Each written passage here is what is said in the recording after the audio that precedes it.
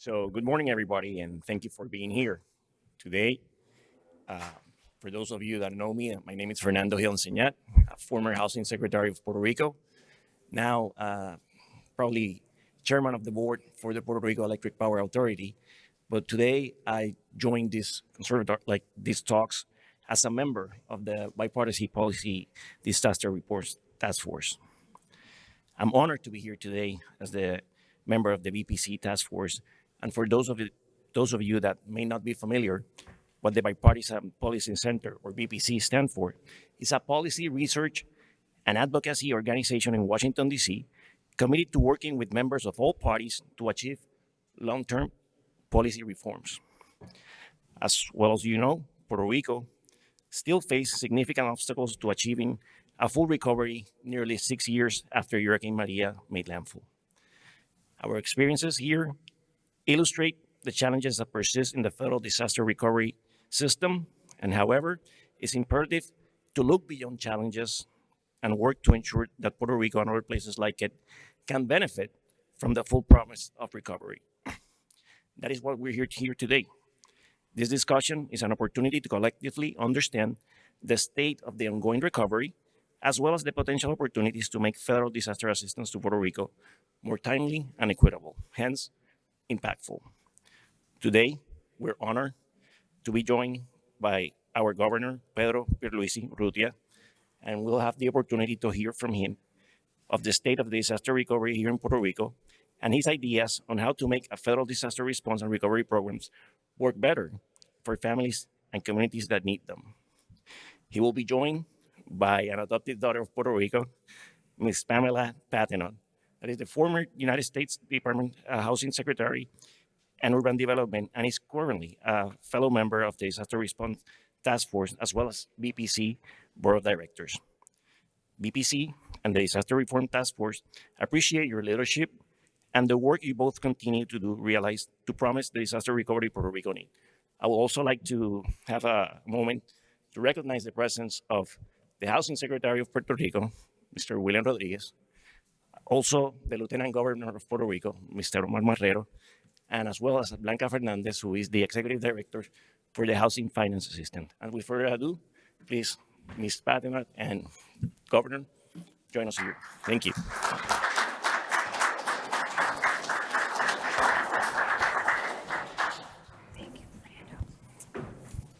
¿Qué pasa?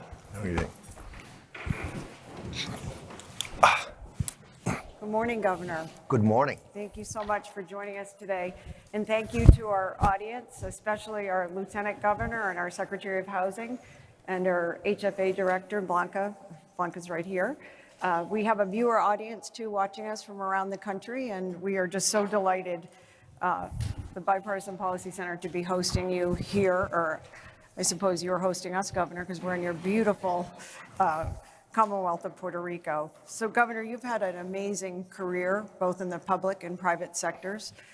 30 years as an attorney, 8 years in the United States House of Representatives. You're the former Attorney General of Puerto Rico, and now about 1,000 days as governor. How has your experience helped shape your views on public policy?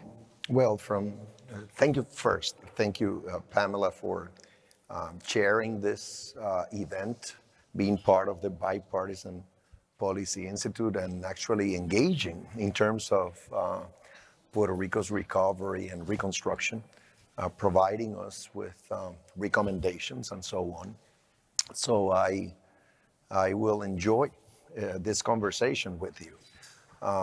In terms of my background and how it impacts what I do as governor, including overseeing this ongoing reconstruction, I would say that my staff across the board in the Puerto Rico government know that for me it is absolutely indispensable that the Puerto Rico government have an excellent working relationship with the federal administration. It is a top priority for all cabinet members, including those working on the reconstruction, to have regular, if not daily, communication with their counterparts in the U.S. government, and to at all times ensure that we are doing all we can to expedite the reconstruction while complying with all federal procurement and compliance requirements. So I pride myself of knowing how Washington works, working well with Washington officials. And so that's what I want all my colleagues to do and as part of their job. Having said that, my administration came in pretty much, let me figure this out. It was about 3.5 years after Maria, the big hurricane, hit us. So a lot of the work, the preliminary work and the emergency work had been done already by then. I have to say that the creation of Core 3, the Center for the Recovery, Reconstruction, and Resiliency of Puerto Rico was a good idea. I understand that we were following the New Orleans model when we did that.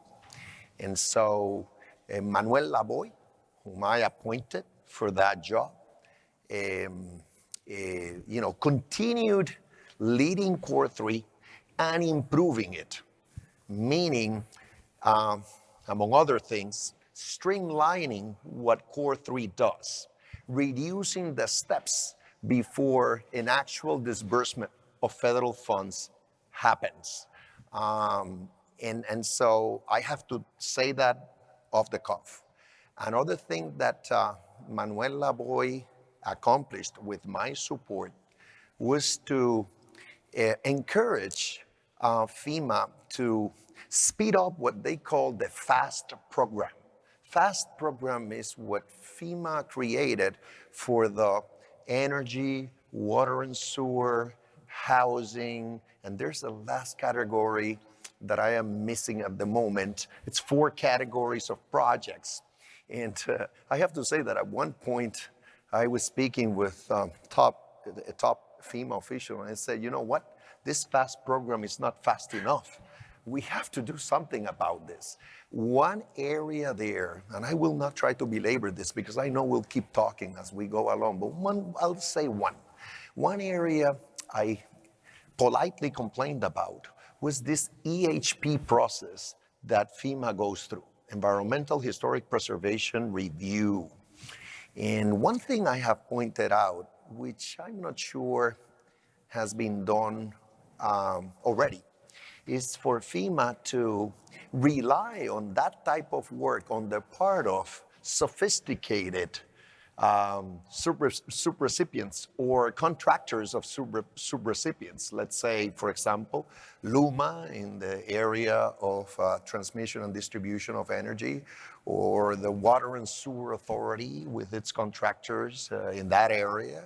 Now, Genera PR in the generation area. Those are they're sophisticated players that can do that work on their own. And what FEMA's role should be is simply to review. But review, it's a short review, just ensure. And so I'll stop there. In HUD, what we did is, here is the Secretary of Housing. What he did is, first of all, we were living under an agreement that had been entered into between HUD and Puerto Rico that was very restrictive. And we managed to convince Secretary Fudge to lift that early on in April of last year.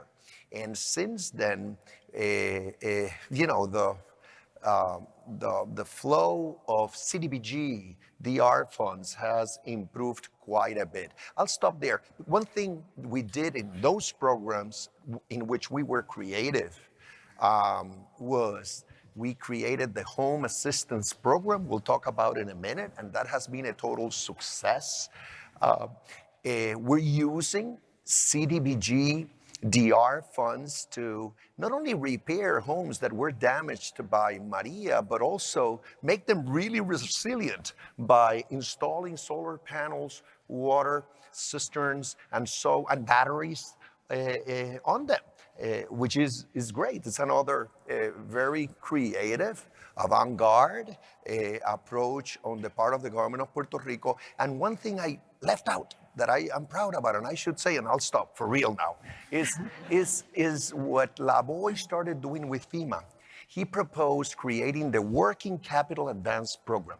FEMA works based on reimbursements, but when you have subrecipients that have cash flow issues, sometimes the projects, even though there's an obligation for them, do not start because the proponent doesn't have the necessary cash flow to hire engineers, architects, or other consultants. So we proposed, and FEMA allowed, giving advances, 25% advance of the cost of the project to subrecipients.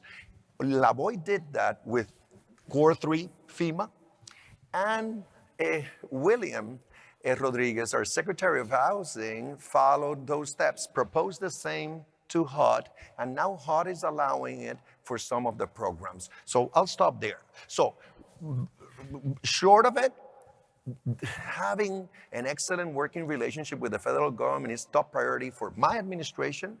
I know that that's happening as we speak. And then being creative as much as we can in the use of federal funds and actually within the rules, it's another thing we've done that I'm proud about. So, Governor, I'm just going to back up for a minute for those that may not be familiar with the level of funding. Puerto Rico has received the largest CDBG DR disaster recovery allocation in the history of supplemental appropriations. 20% of all CDBG DR and CDBG mitigation was awarded to the island, so to the tune of about $20 billion, which Secretary William Rodriguez is overseeing for you. And then in addition to that, tens of billions of dollars in FEMA funds. And I know firsthand that there were massive restrictions on Puerto Rico. In the beginning, there were significant federal delays that were unnecessary. And day one, with your wonderful relationship, I understand you and Secretary Fudge were classmates in the U.S. House of Representatives, were able to tear down that barrier. So I know that's when the real recovery, that I would consider that the starting date of the significant long-term recovery here on the island. And I know you touched on some of the things you're very proud of, accomplishments on FEMA, and touched on some of what has been done with the CDBG DR money. But you've received significant praise nationally for the way that you handled COVID, not only keeping the residents in Puerto Rico safe, the visitors. I never felt safer than anywhere arriving in a Puerto Rico airport, and the protocols that you had on visitors. But the HAF program, you mentioned it, and that's the Housing Assistance Fund program, which was funded during COVID to help homeowners stay in their homes. And Puerto Rico was the first to launch the program in the country, the first to exhaust all of the funding. I might say that there's still significant need. But talk to me a little bit about how you were so successful in taking that money and compared to how long it takes to use CDBG DR funding. What was the difference that enabled you to be so successful? And we have the expert on the topic in the House, because actually the Secretary of State, who heads our fiscal agency, was the point person for handling ARP funds. Their Treasury was the one overseeing the use of those funds. And I have to say that because of the crisis, Congress, the way Congress appropriated for this gave Treasury a lot of leeway. And Treasury wanted those funds to flow. So the requirements were much more flexible. What we did on our own was to be very strategic in the use of those funds. Other than actual payments to individuals, which, as you know, from unemployment, supplemental unemployment to bonus payments or premium pay for first responders and so on. We did all of that, which happened in the States. But let's talk about things that were different here. For example, we saw that the tourism industry was getting hit badly, or was supposed to get hit badly by the pandemic. And we didn't want that to happen. So we targeted that industry. Let me give you an example. We doubled the budget of Discover Puerto Rico, which is the quasi-public entity that promotes Puerto Rico, from about $25 million a year to $50 million a year. And all of a sudden, you saw ads in media in the States, including TV media and so on, social media, everything, advertising Puerto Rico, because down home, our people were quite good or cooperative in dealing with the pandemic. They took care of themselves. There were masking requirements, but people were wearing masks on their own. And the medical community in Puerto Rico coalesced. We had some anti-vaxxers, but not as many as in the States. So this wasn't politicized. So Puerto Rico was viewed as a safe destination, while the US basically decided not to allow travel abroad. Puerto Rico was viewed in the mainland as a safe place to go to. And so our tourism numbers have been amazing. Ever since the pandemic, even in the midst of the pandemic, and by now, we're breaking records when you compare the number of tourists coming to Puerto Rico, hotel occupancy rates, revenues, tax revenues related to tourism. Everything is like off the charts, even pre-pandemic. So I give you that as an example.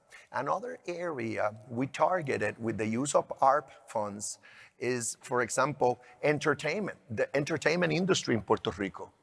And some criticize this. You know, we even gave ARP funds so that Puerto Rico could be part of the New Year's Eve, the New Year's Eve huge event in New York that is also Ryan Seacrest, I think is the name. We became part of that. But this, I'm just giving that as an example. So we were using some of this funding to attract attention to Puerto Rico, which also works for investment purposes. Because as I see it, and Puerto Rico's economy is diversified. Manufacturing is about half of our economy, by the way. Tourism is about 7% as we speak. It is growing. But the way we see tourism is once you come to Puerto Rico, we bet you're going to fall in love with Puerto Rico. And maybe the first time you'll simply visit, but the next time you'll buy a second home. And maybe the third time you'll tell to your company, let's open an affiliate in Puerto Rico, or even set up shop in Puerto Rico. Even more, relocate to Puerto Rico. All of that can be happening. So, but we were using ARP funds, going back to ARP funds, for that purpose. Also to support cultural institutions in Puerto Rico, because we're very proud of our culture, our heritage, yes, our Spanish roots. That makes us attractive within the US. So we were supporting cultural institutions in Puerto Rico that couldn't get any support during the fiscal crisis that Puerto Rico went through. We did that through our funds. And we also took care of public facilities, natural resources, and so on. I'll stop there. But that tells you what happened is, yes, we have obligated pretty much 95% of the ARP funds already. We probably have spent about 70 to 75% of those funds by now. I'm looking at Omar Marrero to see if he's nodding. He's nodding. And so, but we're proud in this area as well, because we thought out of the box. So we had talked about the HALF program at the start of this, and some 9,000 families were able to stay in their homes thanks to that program being managed so effectively and efficiently. And what I'm hearing, Governor, is flexibility. You had flexibility with that program that you don't have with the CDBG DR funds, CDBG mitigation funds. The Disaster Recovery Reform Task Force at the Bipartisan Policy Center is laser focused on this. And we'd like to hear from you. What changes, if you could make some changes to the way that the federal government responds with long-term recovery? Well, I mentioned already the EHP process that FEMA goes through. And I believe that FEMA could delegate more to sub-recipients, obviously always ensuring that there's compliance along those lines. In the case of HUD, and this is a topic also with FEMA. In Puerto Rico, a lot of churches got damaged, yet HUD was not allowing the use of CDBG, DR funds, and MID funds for coming up with that match, helping churches so we could provide the 10% match that they have to give for any project that FEMA is funding, okay? And HUD, at our urging, ended up consulting the Justice Department, the US Justice Department. And I understand, this just happened a couple days ago. The US Justice Department gave HUD the green light.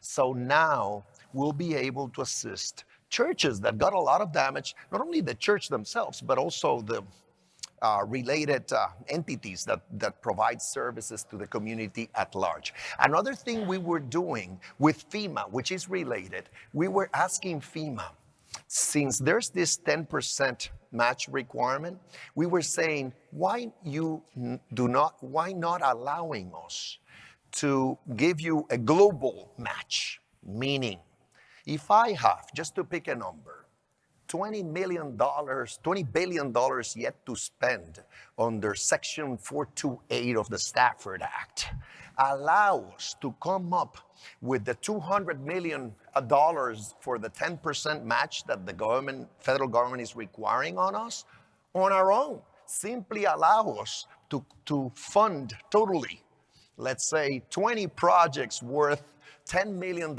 each, so that we comply with the match, and then the rest of the projects, you don't need to be providing them. Why I say this?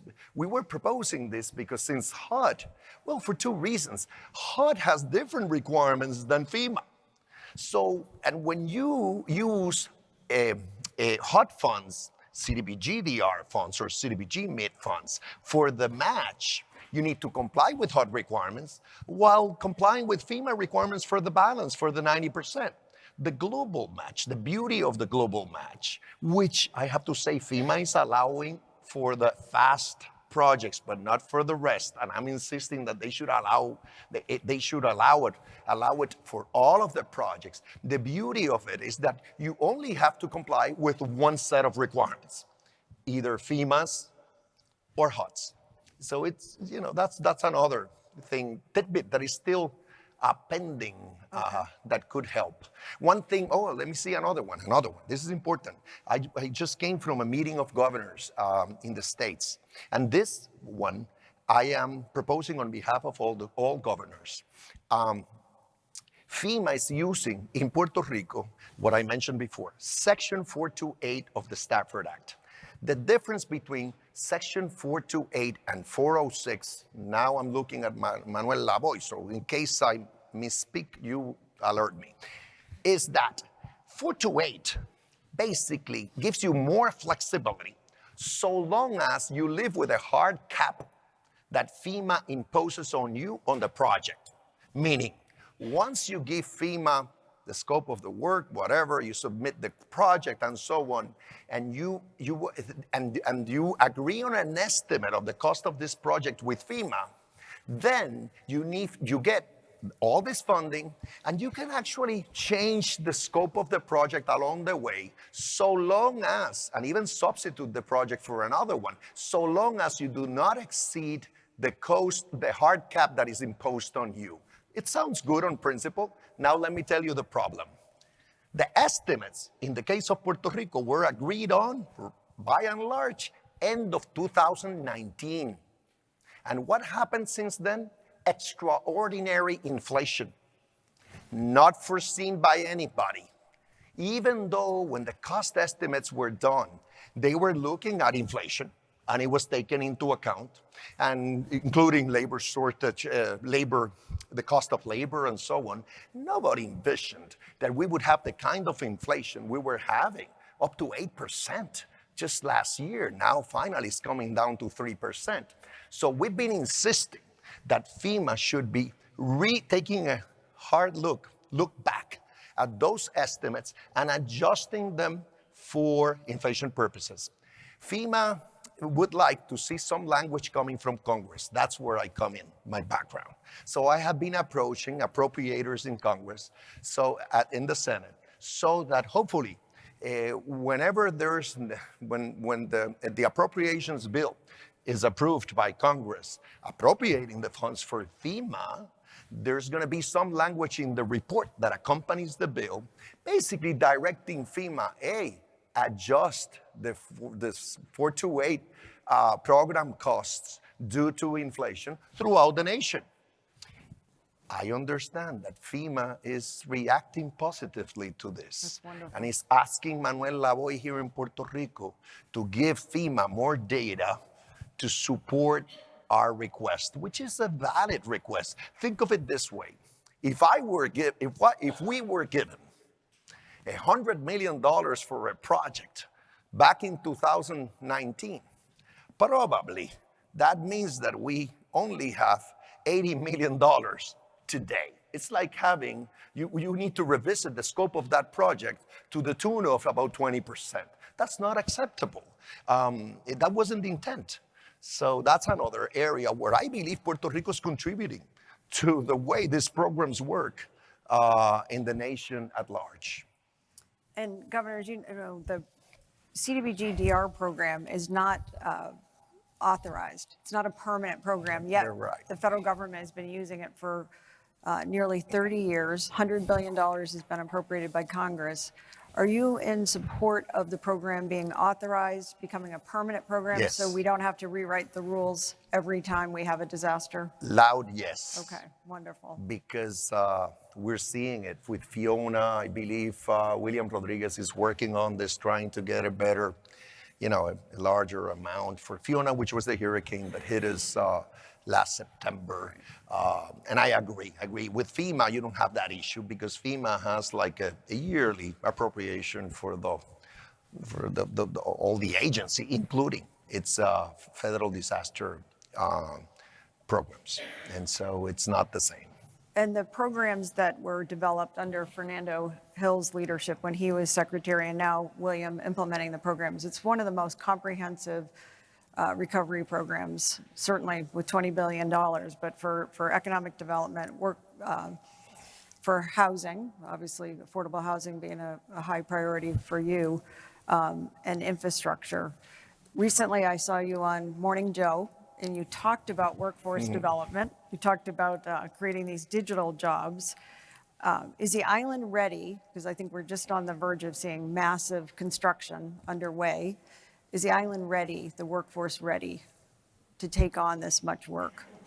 Okay, let me answer that, but let me not forget that I need to talk about something else that we're doing, which is quite creative in trying to fill in the gap in Puerto Rico's inventory of housing for sale for low and moderate income families, okay? Sure. I need to tell you that. Absolutely. But in terms of workforce, definitely. Puerto Rico is facing the same issue that states are facing in the mainland. We have labor shortage. Our unemployment rate right now is the lowest in our history. It's about 6%. Labor participation, which has always been lower in Puerto Rico, substantially lower than in the mainland, has grown by 5% in the last 2 years. And we have today, as we sit here, 112,000 more jobs in our economy than 2.5 years ago. So what's happening is the economy is growing. Finally, for the last couple of years, it had been depressed. It was a long-term recession that we were going through. Finally, it's growing. But businesses, including construction companies, are struggling to find people for the business that they have, unprecedented business. Our construction industry, particularly in the civil works, public works area, is at full capacity. I tell you, I know it.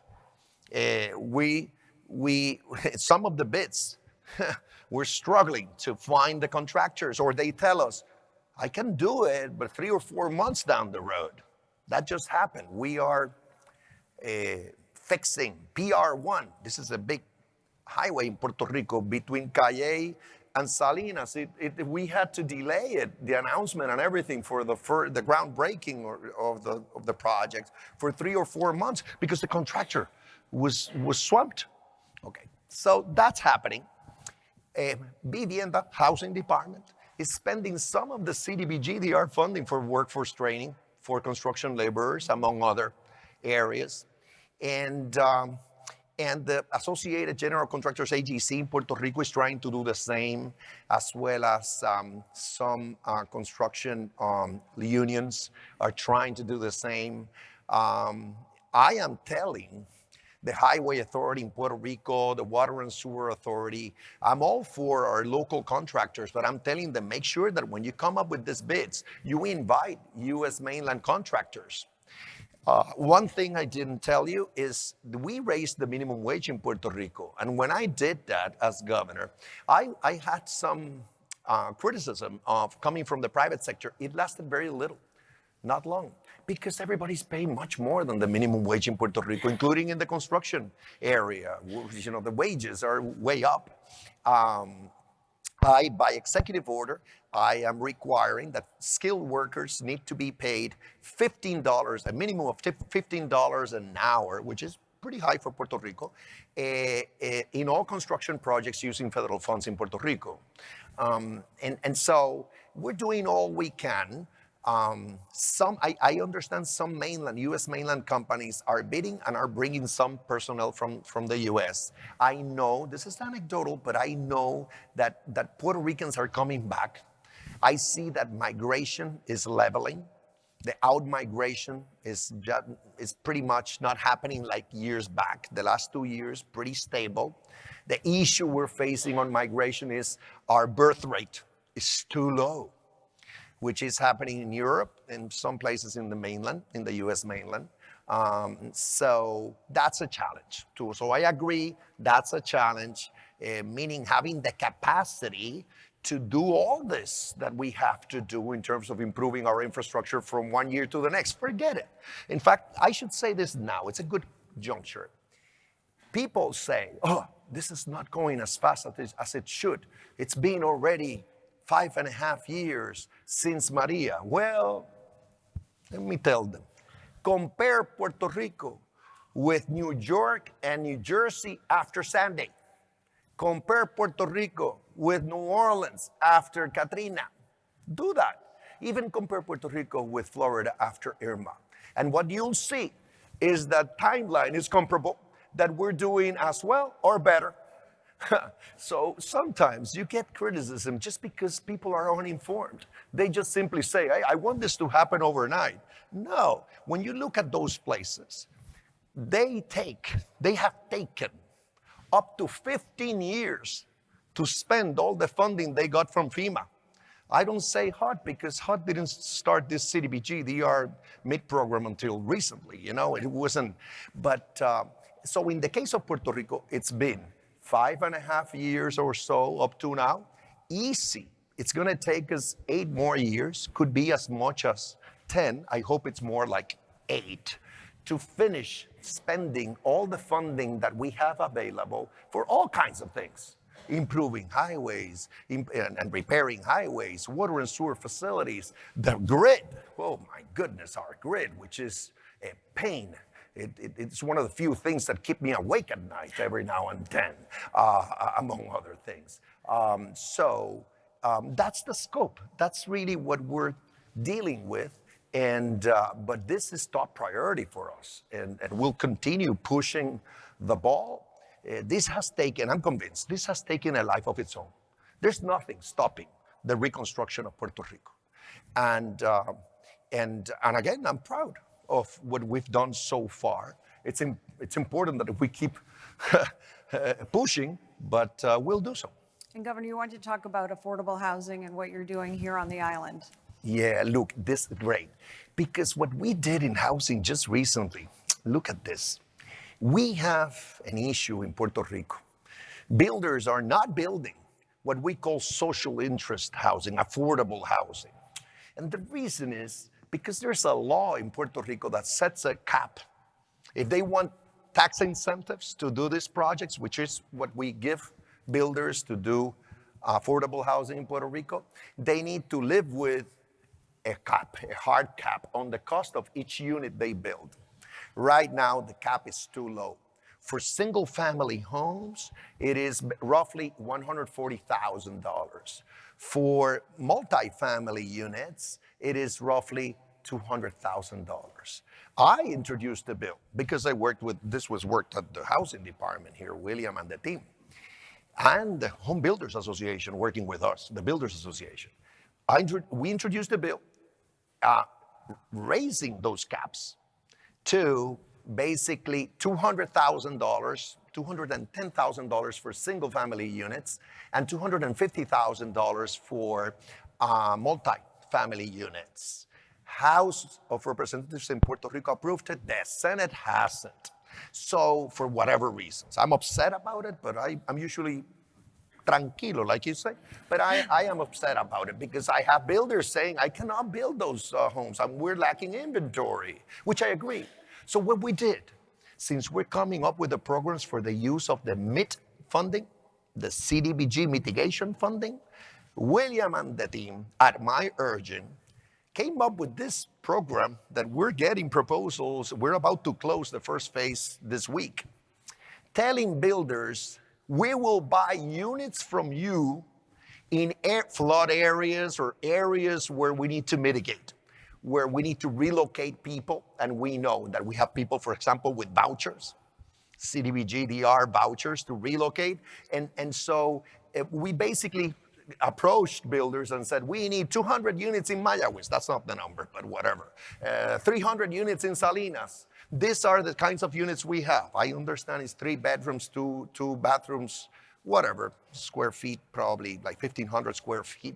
And we basically told them, this is the size of the lots. Come up with proposals.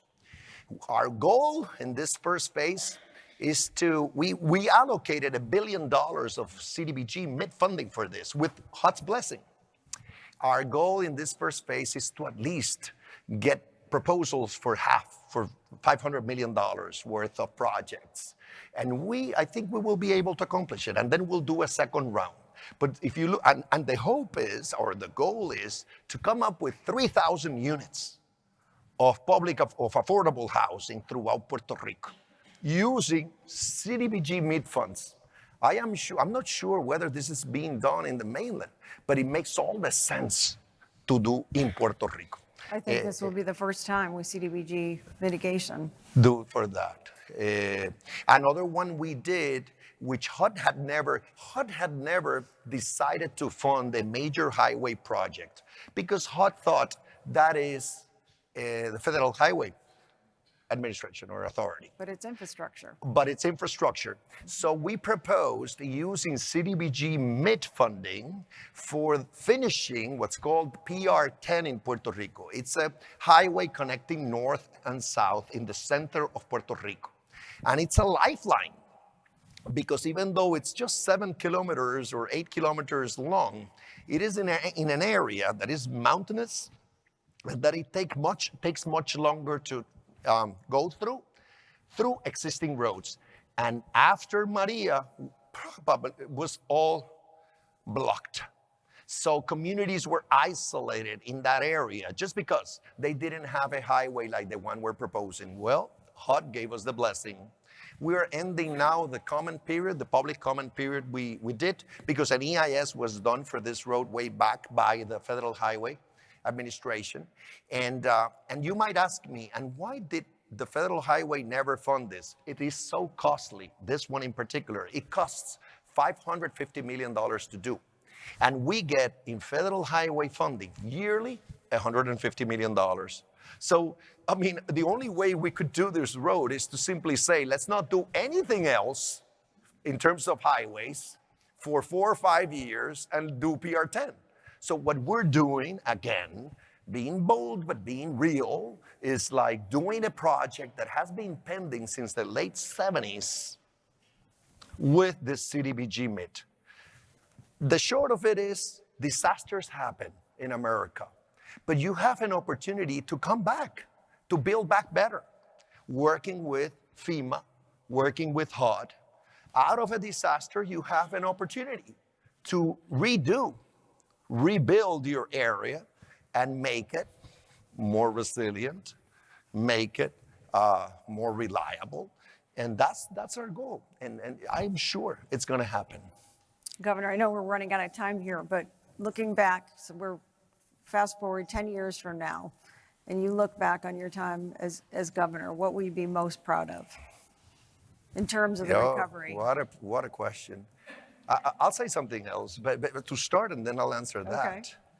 You see, I was in Congress, and I was a proud member of Congress, but there's no difference. I'd rather be governor than a member of Congress.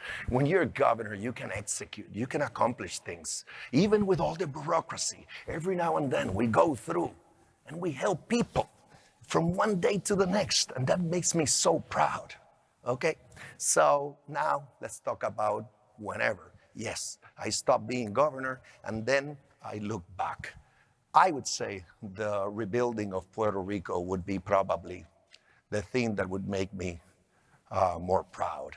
To make sure that once I'm done, we have a better, more reliable, resilient Puerto Rico to face anything. It's going to be a better platform for the economic development we want in Puerto Rico. In fact, others say, hey, what's going to happen after this? Oh, then the economy will go down the tubes. They're wrong. All we have to do after, which we're doing right now, is maintaining the assets that we'll have, assets that we didn't have to borrow to build. That's the beauty of these programs. We're not borrowing, we're simply providing 10 cents on the dollar. So I am sure that Puerto Rico will be in a much better position 8 years from now or whenever this reconstruction is done, to continue growing on a sustainable basis. And that's my goal. That's my goal. So I'll do all I can to use every penny of federal funds we have available for this purpose, complying with all relevant requirements. If I do that with my team, that's going to be the best thing I can accomplish as governor. Well, thank you very much, Governor Pierluisi. On behalf of the Bipartisan Policy Center, the Disaster Recovery Reform Task Force, we are very grateful for your leadership, and thank you for your input on how we can make things better going forward. Thank you again, Thank Pam, you for keeping very much.